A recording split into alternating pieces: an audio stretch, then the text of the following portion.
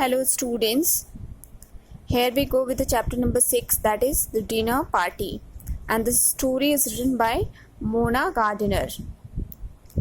Actually this story moves around a dinner party. ये story जो है वो एक डिनर पार्टी के अराउंड जो है वो मूव करती है। एक ऑफिसर होता है, कॉलोनियल ऑफिसर, जो क्या करता है, एक डिनर पार्टी जो है अपने घर पे ऑर्गेनाइज़ किया हुआ है और वहाँ पे जो भी उसके गेस्ट आते हैं और उसके गेस्ट में क्या होते हैं कि कुछ मेन होते हैं, कुछ वुमेन्स होती हैं, तो दोनों के बीच में क्या होता है, एक डिस्कशन होना स्टार्ट हो जाता है। एक ऐसा इशू आता है, एक ऐसा पॉइंट आता है जिसमें कि दोनों मीन्स जो मेन है और वुमेन्स है दोनों के अगेंस्ट जो है, एक दूसरे के अगेंस्ट एक डिस्कशन स्टार्ट हो जाता है। और वो डिस्कशन किस पॉइंट पे होता है, let's read the story and know about that. The country is India. India में ही ये स्टोरी सेट हुई है, इंडिया की ही बात है। A colonial official and his wife are giving a last dinner party. एक ऑफिसर है जो कि अपने वाइफ के साथ एक डिनर पार्टी को ऑर्गेनाइज करता है और उसमें वो बहुत सारे गेस्ट्स को बुलाता है। They are seated with their guest. वो अपने गेस्ट के साथ डाइनिंग टेबल पे बैठे हुए हैं। आर्मी ऑफिसर्स, उनके गेस्ट कौन कौन आए हैं, army officers and the government attached and their wives.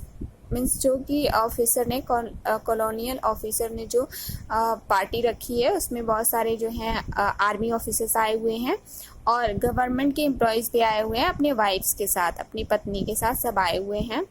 And visiting American naturalist. और वहीं उसी डिनर पार्टी में एक अमेरिकन नेचुरलिस्ट आया है। नेचुरलिस्ट वो पर्सन होता है जो एनिमल्स के बारे में, बर्ड्स के बारे में जो है स्टडी करता है या किसी मीन्स प्लांट्स के बारे में, तो वो भी आया हुआ है। In their spacious dining room which has a bare marble floor, open rafters and the wide glass doors opening on to a वरांडा।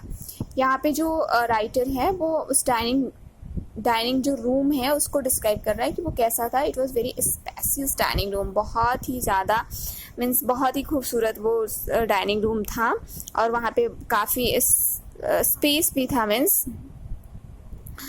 फिर क्या होता है, which has bare marble floor, और उसके फ्लोर के बारे में डिस्क्राइब करें। उसका फ्लोर जो था वो बिल्कुल बेयर था, बिल्कुल खाली खाली था, बहुत सुंदर लग रहा था।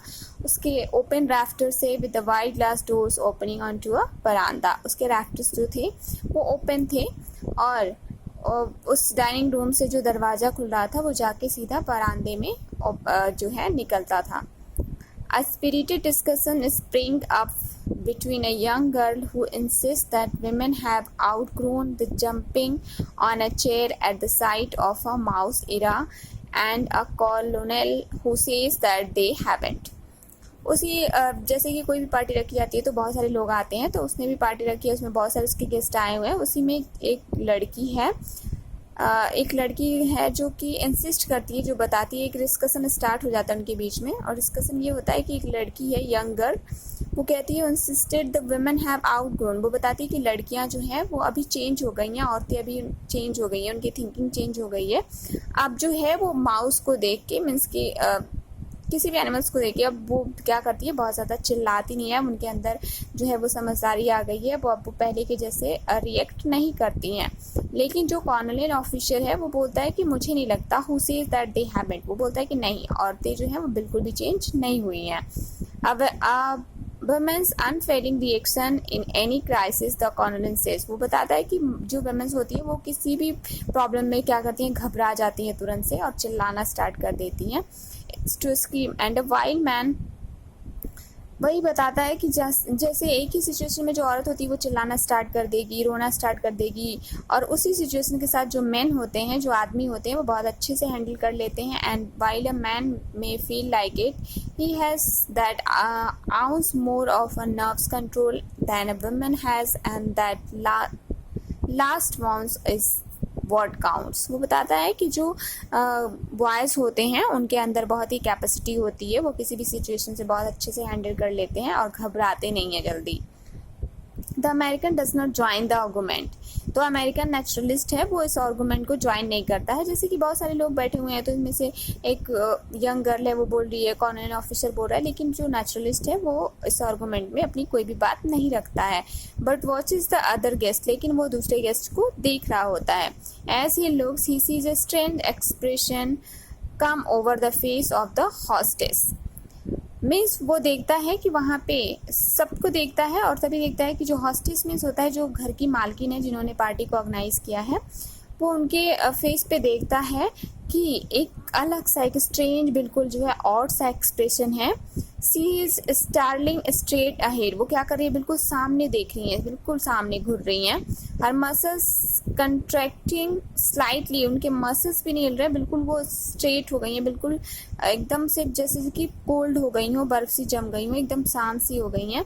With slight gesture and she summons the native boy standing behind her chair and whispers to him. और तभी वो देखता है कि इशारे से, गेस्चर होता है इशारे से, क्या करती हैं वो घर की जो मालकिन है वो क्या करती हैं, अपने नौकर को बुलाती हैं जो कि चेयर के पीछे, उनके चेयर के बिल्कुल पीछे खड़ा हुआ है। और वो आगे जब वो खड़ा होता है तो वो उस पर विस्पर करती हैं, मीन्स उसे फुसफुसाहट बहुत ही धीरे धीरे आवाज़ में कुछ बात करती हैं। The boy's eyes widen and he quickly leaves the room. जब वो बात कुछ बहुत ही धीमी धीमी आवाज़ में उस नेटिव बॉय से बात करती हैं तो उसकी आंखें बिल्कुल चौड़ी हो जाती हैं, वो जैसे कि हम चौंक जाते हैं। And he quickly leaves the room, और बहुत जल्दी से वो रूम छोड़ के चला जाता है। Of the guest none except the American notice this और sees the boy place a bowl of milk on the veranda just outside of the open doors.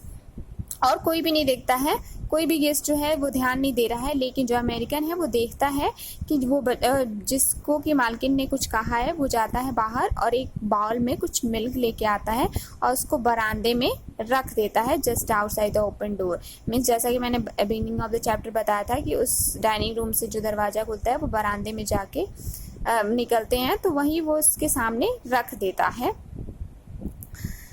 Now what happened? The American knew that in India, milk in a bowl means only one thing, that is bed or for a snack.